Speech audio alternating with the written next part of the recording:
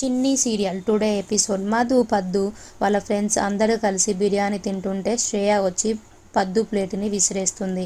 మధు, ఏయ్ బుద్ధుందా, తింటున్న ప్లేట్ అలా పడేసావేంటి అని మధు శ్రేయను అంటుంది. శ్రేయ మధుని, నీకు బుద్ధుందా, ఇంకా కేక్ కటింగ్ కాకముందే తిండి మీద పడ్డారేంటి, మధు ఆకలి వేస్తే తినకూడదా అంటుంది. శ్రేయ వాళ్ళ ఫ్రెండ్, తినడానికి ఒక పద్ధతి ఉంది. శ్రేయ పల్లెటూరు బ్యాచ్ కదా, ప్రోటోకాల్స్ గురించి ఏమీ తెలియదు అంటుంది.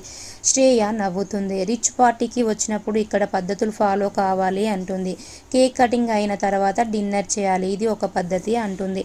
మధు తింటున్న ప్లేట్ని కింద పడేయడం కాదు. శ్రేయ అంటే నాకు పద్ధతి తెలియదా అంటుంది. నా సంగతి నీకు తెలియదు మధు అంటుంది. మా బావలాగా కాదు నేను.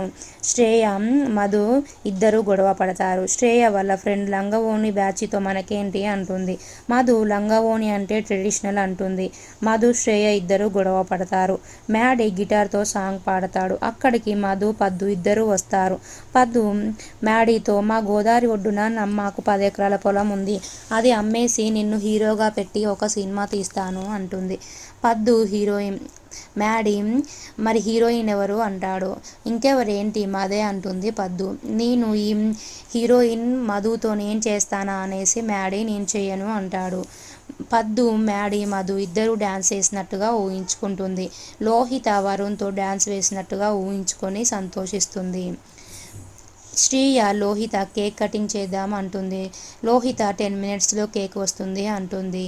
లోహిత మధు డ్రింకులో మత్తు పదార్థం వేసి ఇవ్వు అని ఒక ఆయనకు చెబుతుంది. మధు డ్యాన్స్ వేస్తుంది. లోహిత వాళ్ళ ఫ్రెండ్స్తో, ఆ కూల్ డ్రింక్ తాగి ఎంత రచ్చ అవుతుందో చూడండి మీరు అంటుంది. మధు ఆ కూల్ డ్రింక్ తాగుతుంది.